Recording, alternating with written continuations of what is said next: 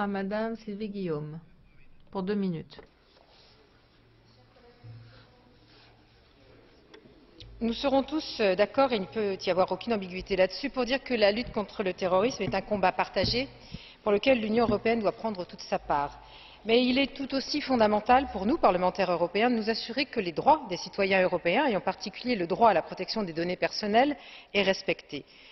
Il semble nécessaire d'insister là-dessus, et ce message ne s'adresse pas seulement aux représentants du Conseil et de la Commission, présents dans notre enceinte, mais bien également aux autorités américaines avec lesquelles un nouvel accord doit être négocié.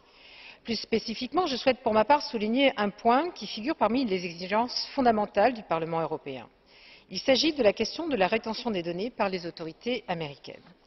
Ce qui est envisagé actuellement me semble disproportionné. C'est pourquoi plusieurs questions s'imposent. Pourquoi conserver pour une durée si longue, c'est-à-dire 5 ans, des données qui, selon les interlocuteurs, ne seraient pas utilisées? Ne pourrait-on pas réduire la durée de leur rétention à des délais plus raisonnables? Concernant les données sélectionnées, cette fois-ci, aucune période de rétention n'est indiquée dans le mandat. La durée prévue dans l'accord précédent était de 90 ans maximum. Ne faudrait-il pas définir une période adéquate de rétention qui soit proportionnée à l'utilisation qui est faite des données, par exemple en relation avec la durée d'une enquête spécifique ou bien encore d'un procès précis? Y aurait-il un usage de ces données prévu à d'autres fins que celles de la lutte contre le terrorisme, et lequel? Enfin, pourrait-on envisager de conserver ces données en Europe plutôt qu'aux États-Unis? J'aimerais que le Conseil et la Commission apportent des réponses à ces interrogations.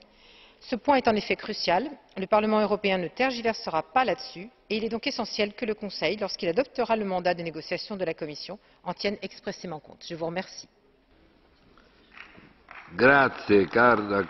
Merci, chers collègues. Je donne maintenant la parole à Madame Griesbeck.